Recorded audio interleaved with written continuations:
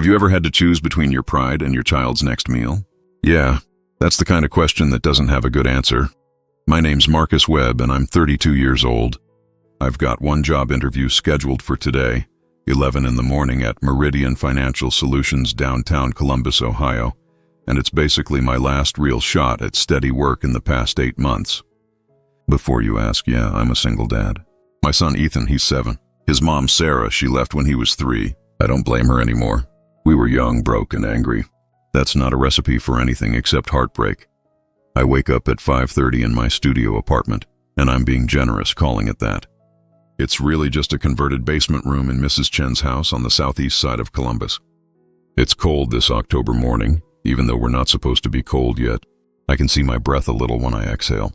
The electric heater's been acting up, and I've been told 3 times by the landlord that he'll fix it. He won't. Ethan's still asleep in the twin bed across from mine. He looks so peaceful, you know, like the world's chaos hasn't touched him yet.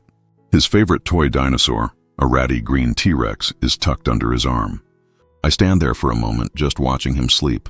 This moment right here, it's why I didn't give up 6 months ago. It's why I'm still fighting. I shower with cold water because I'm trying to save money on the gas bill.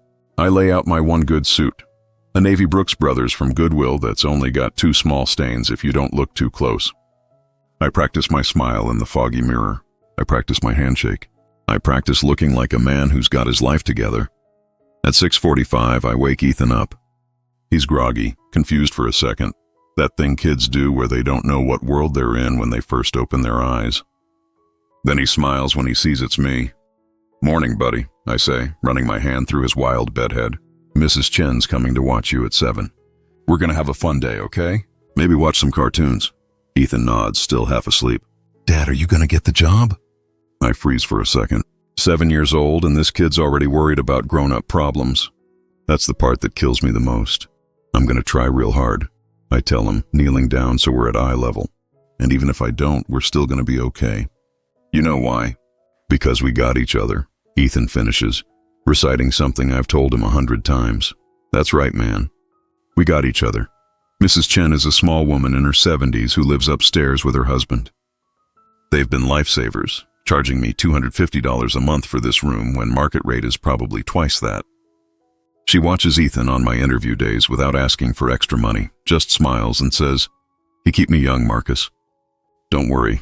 I kiss the top of Ethan's head, grab my interview folder with my printed resume and references, and head out to catch the bus. It's 6:55. The interview is at 11. I've got time to kill, so I head downtown early and grab a coffee at a McDonald's on High Street. Black coffee, no sugar, no cream, keeps the calories lean for later. I sit in a plastic booth and review my talking points. 20 years in banking, solid track record, team player, good with numbers. What I don't mention, I lost my last job when the company downsized. I don't mention that I took the divorce hard and made some bad decisions. I don't mention that I'm living in a basement apartment and sometimes I have to choose between filling the gas tank and buying groceries. Those are the things you keep quiet about in an interview. At 10:45, I'm walking into the Meridian Financial Solutions building downtown. It's all glass and marble and expensive air conditioning. I catch my reflection in one of the sliding doors. I look nervous. I force my shoulders back, raise my chin, and walk in like I belong there. I'm in the waiting area, plush gray chairs, that generic corporate art on the walls, when I see her walk past. She's older, maybe late 70s, early 80s, with white hair pulled back in a bun. She's wearing this elegant cream-colored coat and carrying a leather purse that probably costs more than a month's rent for me. She's got this dignified walk, you know, like someone who's used to having doors opened for her. She stops, and I can see her looking around, confused. She pulls out her phone, squints at it, then looks even more confused. I don't think much of it. I'm too busy preparing my mental game for the interview. The receptionist called my name at exactly 11, but I'm about to find out that sometimes the biggest moments in your life are the quiet ones. The ones where you're just trying to help a stranger. 3 minutes into walking toward the interview room, I heard her voice. Not loud or urgent, but a little fragile. "Excuse me?" Could someone help me? I could have kept walking. I should have kept walking. I'm 30 seconds away from an interview that could change my family's life. This woman could have asked the receptionist. The receptionist was literally 10 feet away. But there was something about the way she said it. Something that reminded me of my grandmother. Something that said, I've made it this far in life never having to ask for help, and I'm too proud to ask the receptionist, but I'm asking you. I turned around. Ma'am, can I help you find something? I said, walking back toward her. She looked at me, really looked at me, and I could see something flicker in her eyes. Maybe recognition of something she understood. I'm supposed to meet my daughter for lunch. Raya's on Broad Street? I wrote it down, but... She held up her phone, and I could see the Google Maps app open, but the location was completely wrong. She gave me the address, but I'm not familiar with downtown Columbus. I drove in from the countryside, and honestly, parking downtown gives me anxiety. I parked on the street, walked in here thinking I was going the right way, and then I realized I was completely lost. I glanced at my watch. 5 minutes until my interview. It's about 15 minutes from here, I said. On foot, I mean. Not far. Oh, I don't want to impose, she said quickly. I can find it. No, I paused. In that pause, I made a choice. I didn't know it was a choice, not really. It felt like a small thing. It's not a problem. I can show you real quick. The woman smiled. This genuine warm smile that made her look 20 years younger. You're a lifesaver, truly. I walked to the receptionist's desk. My hands were shaking a little. I'm Marcus Webb. I had an appointment at 11, but I need to reschedule. I'm so sorry. Something came up.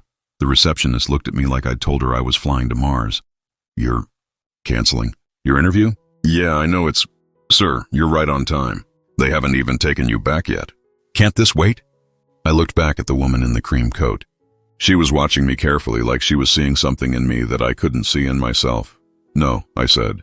No, it can't wait. We walked out into the October air, and I showed her where Rias was on Broad Street. It took about 15 minutes walking and talking. Her name was Eleanor Hartman. She'd lived in a rural part of Franklin County her whole life, a small town called Sunbury that I'd never even heard of. She was meeting her daughter for her 79th birthday lunch. She talked about her garden, her late husband of 53 years, the way nobody seemed to visit the countryside anymore. She asked me about myself. I don't usually volunteer information, but something about Eleanor made me honest.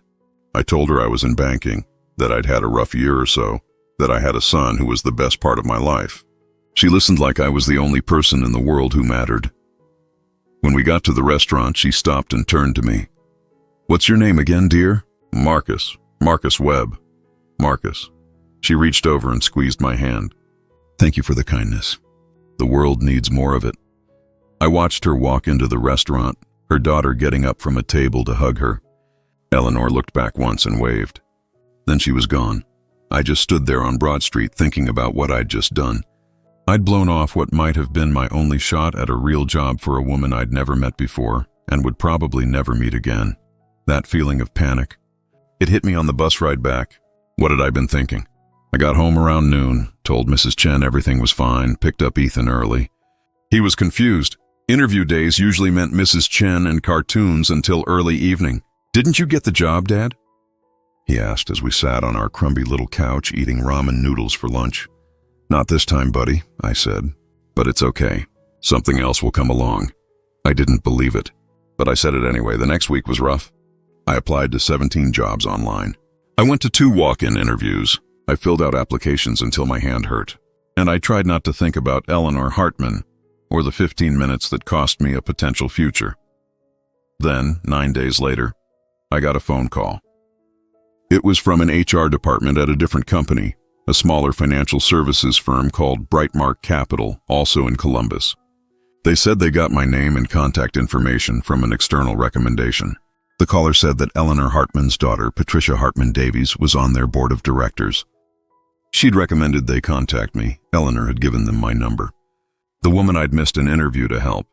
The phone call felt like a dream. But I did the interview. I nailed it, because something in me had changed. When Eleanor asked who I was, and I chose her over my own desperation, when I chose kindness when I could barely afford rent, something shifted. I wasn't the desperate guy anymore. I was someone who still had values even when things were hard. 2 weeks after that phone call, I got a job offer. Full-time position, benefits, steady hours. Starting salary, $47,000 a year. Enough to get us out of the basement. Enough to breathe a little. But here's where the story gets deeper. The new job meant new routines. It meant I could actually get Ethan after school instead of staying at Mrs. Chen's. It meant I could pay the utilities myself instead of praying the electric company didn't shut us off. It meant I could look my son in the eye and not worry about the next meal. A month into the job, I got another call. It was Patricia Hartman Davies, Eleanor's daughter. "Marcus, I've been wanting to reach out," she said, "but I wanted to speak with you in person if possible. Would you be available this Saturday? My mother would love to see you. For lunch? In Sunbury?" I wanted to go. I was terrified to go. What if this was some kind of pity visit? What if I was just a feel-good story for rich people? But I said yes. Saturday morning, Ethan and I drove to Sunbury. It was about 40 minutes outside the city, into the countryside Eleanor had talked about. Rolling green hills, farmland, trees with leaves turning gold and red. It was beautiful in a way I didn't see very often. Everything in the city is concrete and pressure and speed. Eleanor's house was a Victorian-style home, white with blue shutters, sitting on what looked like 5 acres. There was a garden out front. Even in late October, I could see where things had been blooming. There were horses in a pasture across the road. It was like driving into another world. Eleanor came to the door before I even finished parking. She smiled when she saw Ethan.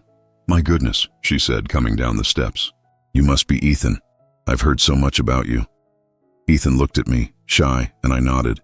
He walked forward and let Eleanor hug him. Patricia came out behind her mother, and she was smiling too. We had lunch in their dining room, a huge, beautiful room with bay windows looking out onto the property. Eleanor made this amazing pot roast, and Patricia brought homemade apple pie. We talked for hours. Ethan told them about school, about his teacher, about the time he found a caterpillar. Eleanor listened to every word like he was telling her the secrets of the universe. It wasn't until we were eating pie that Eleanor reached over and took my hand. "Marcus, there's something I want to tell you," she said. Patricia squeezed my shoulder, and I suddenly felt like I was part of something I didn't understand yet. "When my daughter told me what you did, missed your interview to help me, I wasn't surprised, but I was moved," Eleanor continued. "I knew something about you in that moment. I knew you were the kind of man this world needs more of." "Thank you," I said. "But let me finish," Eleanor said gently. "I'm 79 years old, Marcus.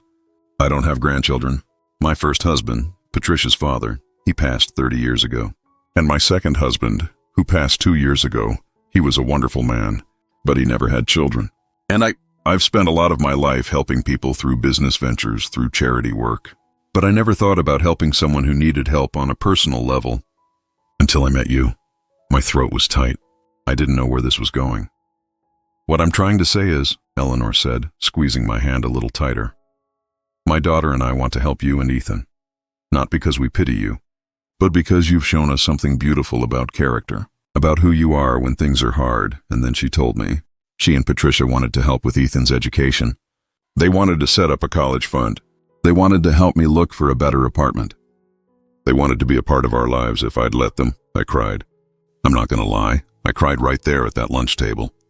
Ethan asked me what was wrong, and I pulled him close and told him nothing was wrong. Everything was right. But here's the thing about life. Just when you think you understand the story reveals itself to be so much bigger than you ever imagined. 2 months after that lunch in Sunbury, I was settling into my new apartment, a real 2-bedroom in a decent neighborhood in Columbus. Ethan had his own room. We had a kitchen and a living room. There was light coming through actual windows. I kept walking from room to room just to feel the space. Eleanor and I had become close. She'd call me on Wednesday evenings and we'd talk for hours. She asked about work. She asked about Ethan. She told me stories about her life, about her first marriage, about growing up during the Depression, about dreams she'd had as a young woman that she never pursued. One evening, she called me and said, "Marcus, there's something I need to tell you. Can you come to Sunbury this Saturday? Just you?" I asked Ethan to stay at his friend's house that night. His friend's mom was happy to have him. I drove out to Eleanor's place with this weird feeling in my gut. Not bad exactly, just uncertain. Eleanor met me on her porch with tea. We sat in these wicker chairs looking out at the garden, and she was quiet for a long time before she spoke. "I'm dying, Marcus," she said quietly. The words didn't make sense at first. They just kind of floated in the air. What? I finally said. I have stage 4 pancreatic cancer, Eleanor continued, staring out at her garden. The doctors give me 6 to 8 months, maybe a year if I'm lucky and do the treatments. But honestly, I've lived a good life. I'm not afraid. Eleanor, let me finish, she said. I didn't tell you this to make you sad. I told you because there's a reason I helped you get that job. There's a reason I wanted to meet you and Ethan. She turned to look at me, and her eyes were so clear, so peaceful. It was terrifying. When I met you on the street that day, when you missed your interview to help an old woman you'd never met, I felt something, Marcus. I felt like God was putting someone in my path. Someone who needed to know that kindness matters. Someone who needed to know that even when you're broken, even when you're scared, you can choose to be good. But there's more, Eleanor said. She pulled out an envelope from the pocket of her cardigan. My first husband, Thomas, he was a banker. Very successful. When he died in 1994, he left me a substantial inheritance. About $4 million. I started to speak, but she held up her hand. I've lived my life well.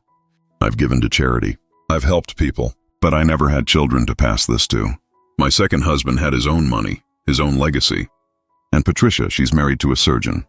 She doesn't need my money. Eleanor opened the envelope and pulled out papers. So I'm going to leave most of it to Eleanor's garden fund. It's a foundation I'm setting up to help single parents, mothers and fathers like you, get back on their feet. Job training, emergency funds, educational support for their children. Everything I wish had existed when my own parents needed help during hard times. Eleanor, I can't, and I want you to help me run it, she continued. Patricia will handle the legal and business side, but I want you to be the heart of it, Marcus.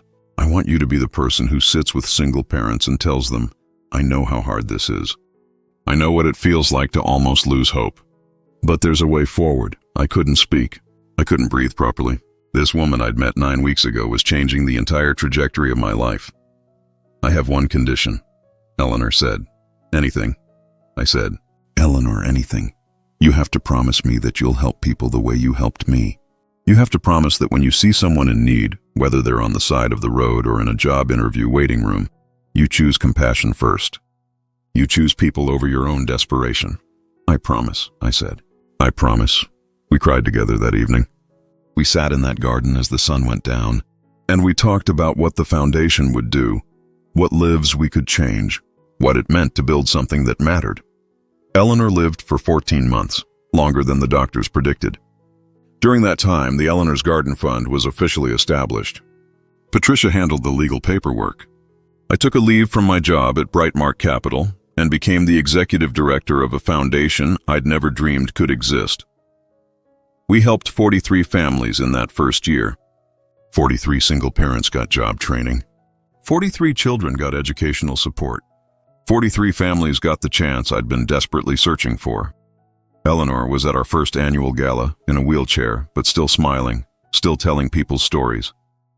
She died 4 months later, peacefully with Patricia at her bedside. At her funeral, this massive event with hundreds of people, I learned things about Eleanor I never knew. She'd been a concert pianist before she married. She'd won awards for her charitable work. She'd touched hundreds of lives. But the people who spoke about her the most, the ones who cried the hardest, were the ones she'd helped quietly. The small acts of kindness that added up to a life well lived. Ethan was 7 when Eleanor died. Now he's 9, and he volunteers with me at the foundation every Saturday. We help families. We tell them that things can get better. We introduce them to opportunities. And we do it with Eleanor's philosophy. Meet people where they are. Help them see their own strength. Last month, I helped a single mother named Jessica with a young son named Marcus Jr. She was terrified, sleeping in her car, barely getting by. I gave her Eleanor's story. I gave her the resources we had available. I watched her eyes light up when she realized there were people who actually cared, who'd been where she was. Jessica now has a job interview tomorrow. She's staying in emergency housing through our program. Her son is in after-school tutoring. And yesterday she texted me, "Thank you for not walking past me. That's Eleanor's legacy." That's what happens when you choose kindness especially when it costs you something. Ethan asked me last week, "Dad, why did you miss that interview for a lady you didn't know?" Because, I said, the most important things in life aren't the ones we plan for. They're the ones we choose to do when nobody's looking. When we're scared. When we're desperate. That's when real character shows up. He nodded like he understood. And maybe he did. He was watching an old woman love a stranger. He was watching a stranger become a son to that woman. He was watching kindness build something bigger than any of us. Eleanor used to say, "Marcus, we're all just passing through." The question is, what are we leaving behind? These days I know the answer. It's love. It's the people we've helped. It's the foundation we've built with our choices. It's the legacy that ripples out into the lives we'll never even meet. So if you're watching this right now, if you're in a place where I was, scared, desperate, unsure, I want you to know something. Kindness matters. Your choices matter. The small moments where you choose compassion over self-interest, those moments are the ones that change everything. And if you've got the strength to help someone else right now, do it, even if it costs you something. Especially then, Eleanor's garden is still growing. And it all started with one man missing an interview to help an old woman with directions. If this story moved you, please subscribe to this channel and hit that notification bell. Share Eleanor's story with someone who needs to hear it. And remember, the world changes one act of kindness at a time.